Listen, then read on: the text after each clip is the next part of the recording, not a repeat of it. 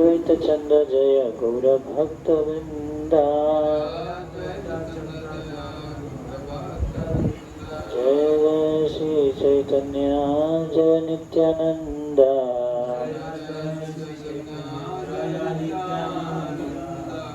जय अद्वैत चंद्र जय गौर भक्त वृंदा।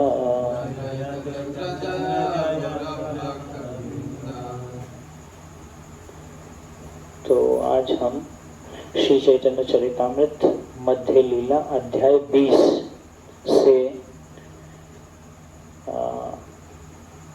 चर्चा करेंगे। श्री चैतन्य महाप्रभु द्वारा सनातन गोस्वामी को शिक्षा। तो मैं कुछ श्लोक पढ़ूंगा और फिर उससे हम कुछ ना कुछ अपने जीवन से संबंधित शिक्षा लेंगे।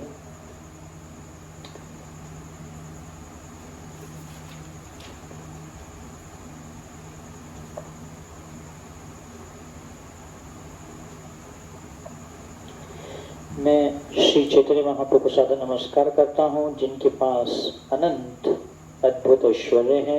उनकी कृपा से नीच से भी नीच व्यक्ति भी भक्ति के विज्ञान का प्रसार कर सकता है।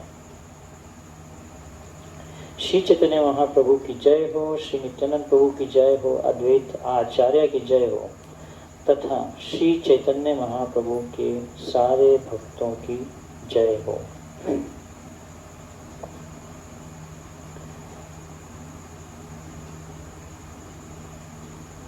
ऐत गौड़े सनातन আছে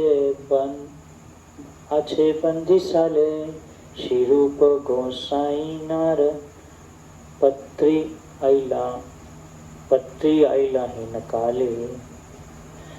तो जब सनातन गोस्वामी बंगाल में बंदी थे तब उन्हें शील रूप गोस्वामी का एक पत्र मिला। तो भक्तिनाथ ठाकुर इस पे बताते हैं, प्रभुपाद जी का प्रपुट है।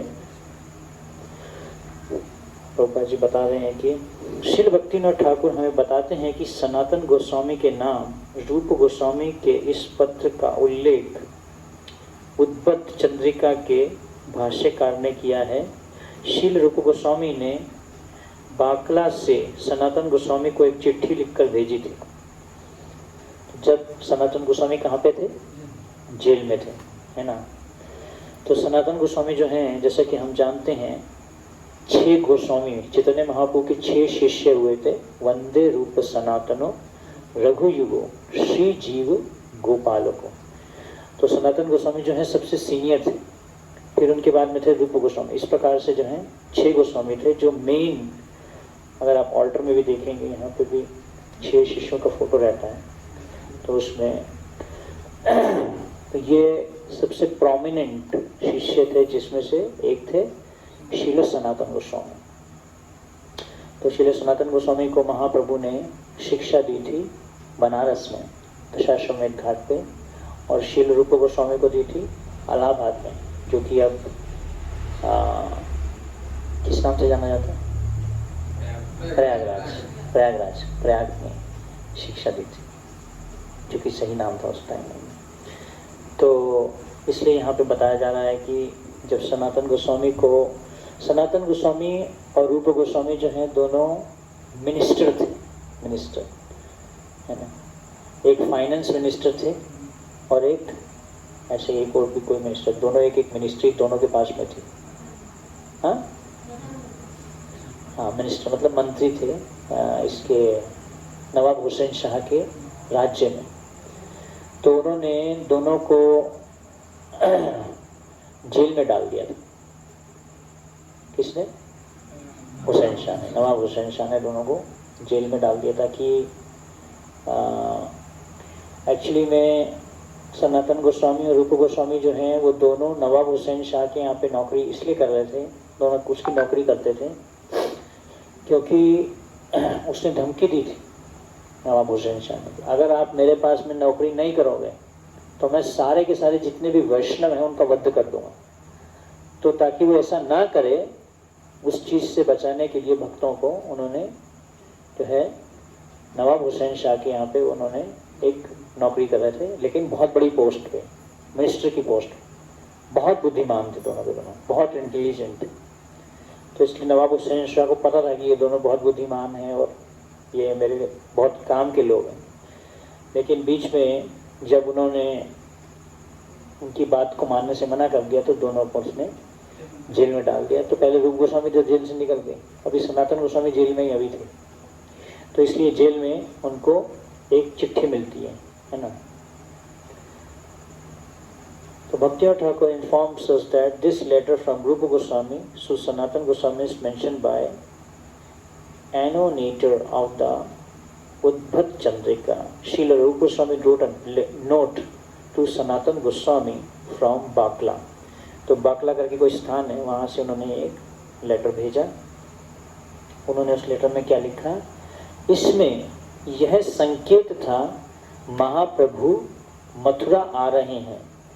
इसमें लिखा था यदुपते क्व गता मथुरापुरी रघुपते क्व गता गतोत्तर कौशला इति विचिन्त्य कुरुषस्व मनः स्थिरं न सदीदं जगदित्यवा वधायरा। उस टाइम ईमेल नहीं होता था, तो ईमेल भेज देते हैं और व्हाट्सएप भेज देते हैं, फटाफट आंसर आ जाता। पहले ये सिस्टम नहीं था। एक व्यक्ति के द्वारा ऐसे करके उन्होंने उस स्थान से उनको भेजा। क्या लिखा उन्होंने? एक संकेत दिया, डायरेक्ट बात नहीं लिखी उसमें, क्योंकि अगर लेटर किसी के हाथ में लग जाता तो बहुत दिक्कत आ जाता है तो सनातन गोस्वामी के लिए। यदुपति की मथुरापुरी कहाँ गई? कुछ नहीं समझ आएगा, इससे क्या समझ आएगा? रघुपति की उत्तरी कौशला कहाँ गई? यह सोचकर कि यह ब्रह्मांड शाश्वत नहीं है, तुम अपने मन को स्थिर करो। बहुत सुंदर उन्होंने यह श्लोक कोट किया। यदुपते को गतः मथुरापुरी रघुपते को गतोतरा कौशला इति विचिन्तया पुरुषस्व मनः स्थिरं न सत् इदं जगत्रि अवाद्धर्या। Where has the Mathurapuri of Yadupati gone? Where has the northern Koshal of Raghupati gone? By reflection, make the mind steady, thinking this universe is not eternal. और सुंदर रूप गोस्वामी ये श्लोक लिख रहे हैं कि कैसे ये जो जगत है ये क्या है? शाश्वत नहीं। क्या है ये जगत? टेम्पररी है, टेम्पररी, क्षणिक है। इस भौतिक जगत में हर एक चीज क्या है? क्षणिक है। हर एक चीज की एक्सपायरी डेट है ना। कभी भी आप खरीदते तो पहले चेक करते हो इसकी एक्सपायरी डेट क्या है। मेडिसिन्स, कुछ भी दुकान से कुछ भी खरीदा है, सब प्रोडक्ट, हनी खरीदा आपने या कुछ भी खरीदा, उसकी एक्सपायरी डेट होती है। तो इसी तरह से this universe is not eternal, शाश्वत नहीं है। ये भौतिक जगत शाश्वत नहीं है। प्रभुपाद जी बोलते हैं ये भौतिक जगत क्या है? टॉयलेट के समान। टॉयलेट शाश्वत होता है क्या? कोई बोलता है हम टॉयलेट में जाके रहेंगे, घर बनाएंगे टॉयलेट में, बहुत अच्छा। आजकल तो लोग स्पेशल टॉयलेट्स बनाते हैं, अलग अलग स्पेशल बढ़िया बढ़िया टॉयलेट्स बनाते हैं। इस भौतिक जगत में लोग सोचते हैं कि मैं इस दुनिया में पूरा जीवन इस दुनिया में रहूंगा। इस तरीके से अपना घर बनाते हैं। अपना घर, मेरा घर, अपने सपनों का घर, अपने सपनों का महल होना चाहिए, अपना घर होना चाहिए, अपना होना चाहिए, मेरा होना चाहिए, ऐसा रहता है। भौतिक जगत तो शाश्वत ही नहीं है। तो थोड़े समय के लिए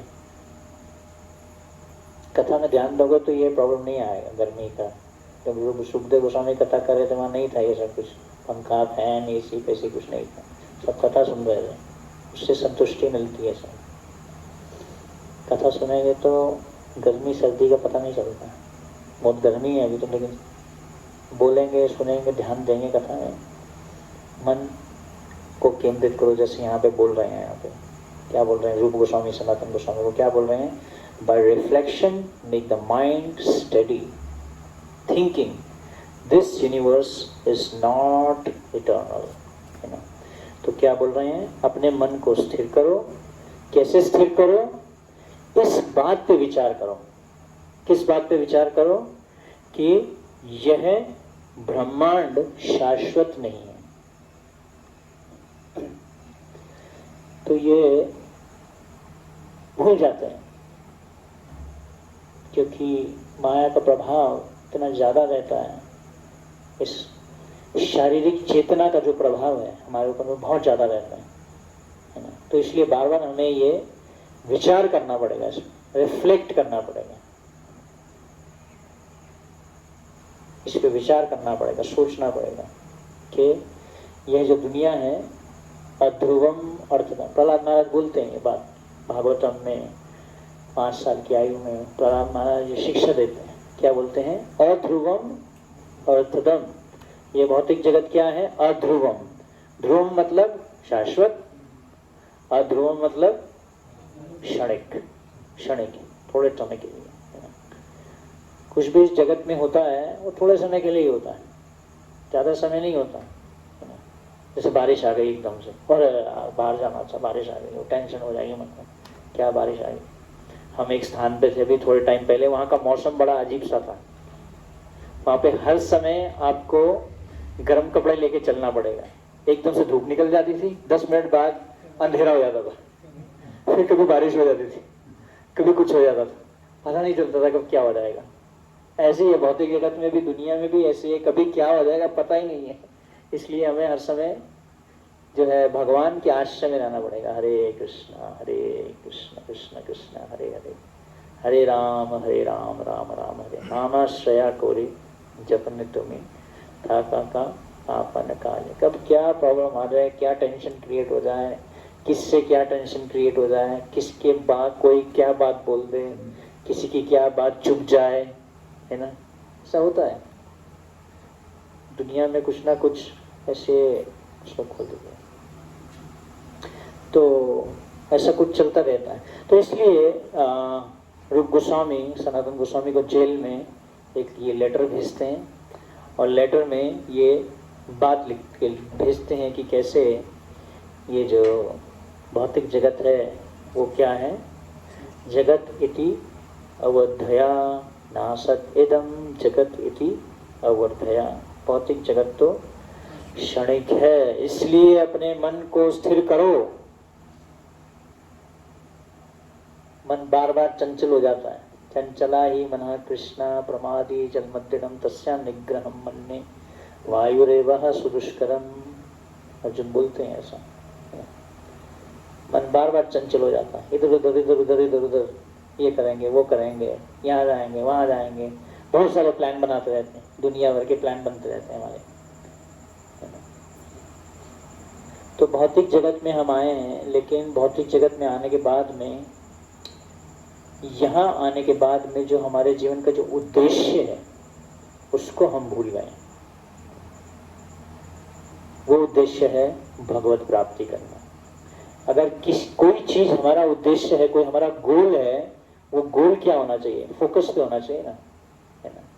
जैसे फुटबॉल खेलते हैं तो सबका ध्यान किस पे होता है, गोल करना है। दूसरी जो टीम होती है, अगर इंडिया पाकिस्तान का मैच हो रहा है, हल्ला मच रहा है अभी, है ना, और बिल्कुल चल रहा है फुटबॉल का मैच। ऑफ कोर्स क्रिकेट का मैच तो सुना है मैंने, फुटबॉल का match I don't know if it happens. सबका फोकस किस पे होगा, जितने भी खिलाड़ी होंगे, 10-12 खिलाड़ी जो भी होते हैं, सब गोल करने पे फोकस करेंगे। तो हमारे जो जीवन का गोल, इसलिए हम रोज अपने को याद दिलाते हैं सुबह में, हमारे जीवन का क्या गोल है, उद्देश्य क्या है। हाँ? क्या है, कृष्ण प्रेम, भगवत प्राप्ति। भगवत प्राप्ति मतलब कृष्ण का प्रेम प्राप्त करना। इस दुनिया में अलग अलग तरीके से लोग हमें प्रेम देना चाहते हैं, परिवार वाले, दुनिया वाले, लेकिन वो प्रेम नहीं है, वो क्या है, काम है। काम है, वो काम है। काम है मतलब उसके पीछे कोई ना कोई पर्पस, उद्देश्य है, उससे वो कुछ प्राप्त करना चाहते हैं हमसे। लेकिन जो, इसलिए यहाँ पे रूप गोस्वामी सनातन गोस्वामी को बोल रहे हैं, अपने मन को स्थिर करो, स्थिर करो, अपने मन को फोकस करो। मन तो इधर उधर जाएगा। इस दुनिया में अलग अलग प्रकार के आकर्षण, वस्तुएं, संबंध हमें कहीं ना कहीं खींचेंगे, लेकिन मन को इस बात पे स्थिर करो कि मुझे भगवत प्राप्ति करनी है, भगवत भक्ति करनी है। इसीलिए मुझे यह शरीर भगवान ने दिया है, इसलिए भगवान ने मुझे इस भौतिक जगत में भेजा है ना।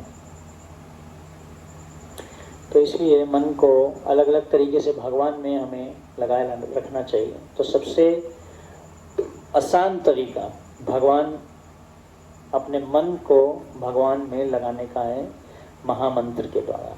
हरे कृष्णा कृष्ण कृष्ण हरे हरे, हरे राम राम राम हरे हरे। यही तरीका स्वयं भगवान कृष्ण चैतन्य महाप्रभु के रूप में हमें दिए।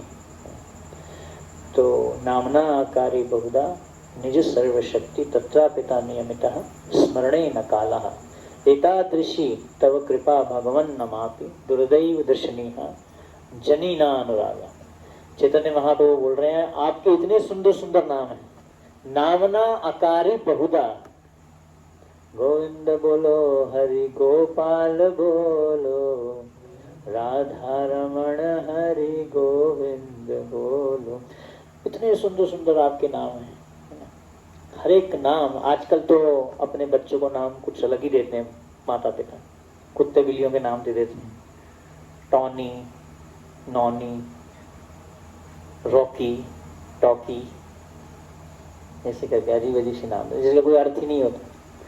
पहले नाम के पीछे उस व्यक्ति का गुण पता चलता था कि क्या नाम है ना।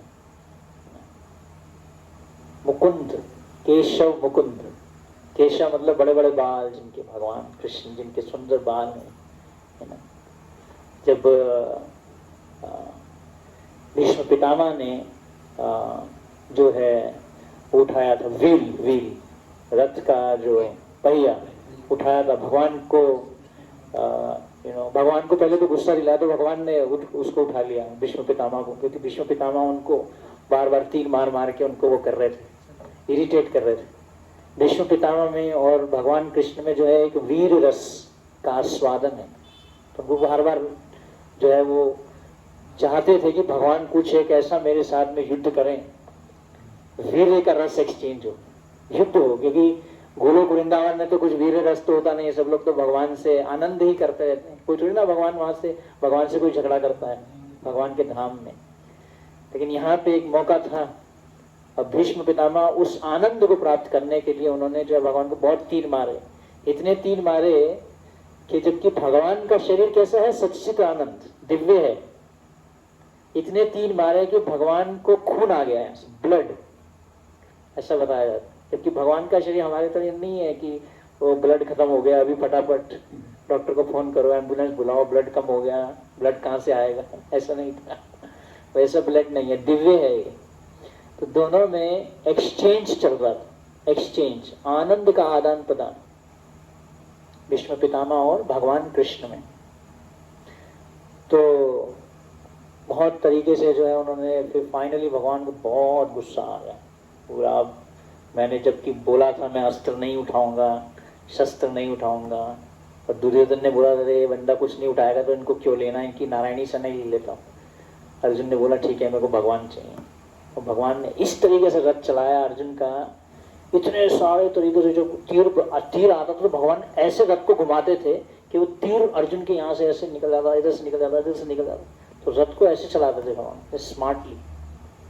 और अर्जुन जो है जब रथ को घुमाना होता था तो पीछे से भगवान को क्या करते थे, पाँव लगाते थे उनको, पाँव, कृष्णा को पाँव लगाते थे कि अभी रथ को लेफ्ट मोड़ो, राइट मोड़ो, ऐसे करके चलता था।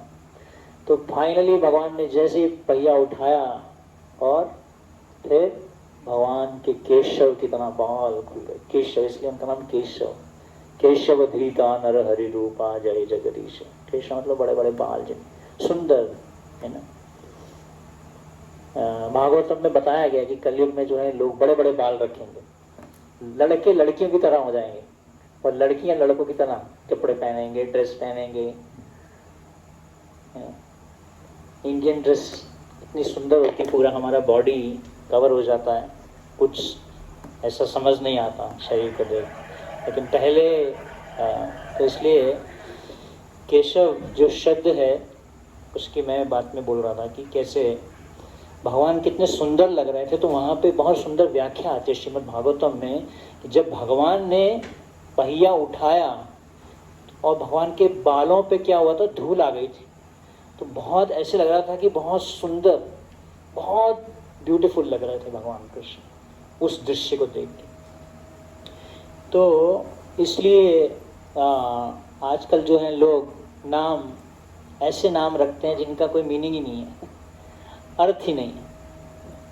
तो भगवान के इतने सुंदर सुंदर नाम है, नाम अनाकारी बहुता निज सर्व शक्ति। भगवान ने अपनी पूरी शक्ति डाली, लेकिन स्पेशल जो शक्ति डाली है वो किसमें डाली है? हरे कृष्ण मंत्र में। ये जो हरे कृष्ण मंत्र है ये कलयुग में स्पेशल इसमें पोटेंसी डाली गई, कलयुग के जीवों के लिए ये मंत्र दिया गया है। इसलिए जो इस मंत्र को करता है उसको कोई और मंत्र करने की जरूरत नहीं।